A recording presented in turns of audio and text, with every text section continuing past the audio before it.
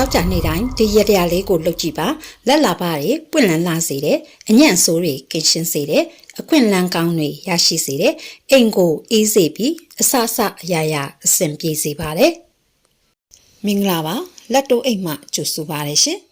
လက်တိုးအိမ်မှအပတ်စဉ်ဗုဒ္ဓဟူးနေ့နဲ့တနင်္ဂနွေနေ့တွေမှာ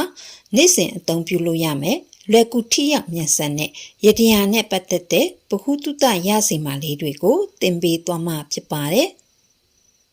ခက်ခဲတာတွေမပါပဲပေါ့ပပနဲ့လောက်ရလွယ်ကူတယ်လိုအပ်တာလေးတွေကတော့မြေနဲ့လှုပ်ထားတဲ့စီမီခွက်တစ်ခွက်အိမ်သုံးစားအနှဲငယ်နဲ့လင်းချင်းပွင့်9ပွင့်နဲ့ပရုပ်ပြားတစ်ခုလိုအပ်ပါတယ်ပထမဆုံးစီမီခွက်ထဲကိုစားထည့်ပေးပါ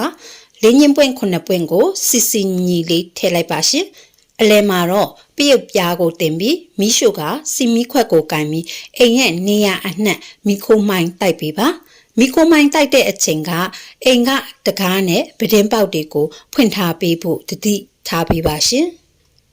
ဒီရတရားလေးကိုဘယ်အချိန်မှလုပ်ရမလဲဆိုရင်ကြိုက်တဲ့အချိန်မှလုပ်လို့ရပါတယ်ကျမကတော့တောက်ကြနေညနေစီးစာနေဝင်ချိန်တွေမှာပြုလုပ်တာဖြစ်ပါတယ်။စားကအညံ့ဆိုးတွေကိုကင်းရှင်းစေတဲ့ဓာတ်တဘောရှိပြီးလင်းချင်းပွင့်ကတော့လက်လက်ကိုပွင့်စေတာအခွင့်ကောင်းတွေကိုရရှိစေတာဖြစ်ပါတယ်။ဒီနေရာမှာပြုတ်ပြားဆိုတာကျမတို့အဝတ်ထဲအသုံးဆောင်တွေထဲထည့်တဲ့ပယုတ်လုံးမဟုတ်ပါဘူးရှင်။ပြစည်းဆိုင်တို့အိန္ဒိယပစ္စည်းရောင်းတဲ့ဆိုင်တွေမှာရောင်းတဲ့ပယုတ်ပြားဖြစ်ပါတယ်။တောက်ကြနေတွေမှာ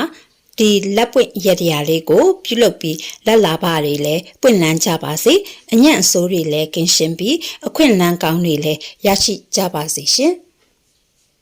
လက်တိုးအိမ်ကိုကြည့်ရှုနေသူအပေါင်းစိတ်ချမ်းသာခြင်းကိုယ်ကြီးကျန်းမာခြင်းနဲ့ပြည့်စုံကြပါစေမိုးစံပန်းလေးလိုအစဉ်ထောင်ရလန်းဆန်းပါစေစိတ်သွားတိုင်းကိုပါပြီးလူနိုင်တန်းနိုင်တဲ့ပုဂ္ဂိုလ်သူပုဂ္ဂိုလ်မြတ်တွေဖြစ်ကြပါစေမရှိတဲ့စကားများမကြားရပဲလက်ဖြာမှာစိတ်ရွှေငွေတွေတီးပြီးတော့မိမိရဲ့ဘဝမှာဖြစ်ချင်နေတဲ့စိတ်ဆန္ဒတွေကိုအကောင့်ထဲဖော်နိုင်တဲ့သူတွေဖြစ်ကြပါစေဖရာရိတ်တရားရိတ်တန်ခါရိတ်ရဲ့ရိတ်အဝါဒအောင်မှာအောင်မြင်ကြပါစေမေတ္တာတရားကိုလက်ကင်ထားပြီးမေတ္တာပွားနိုင်ကြပါစေရှင်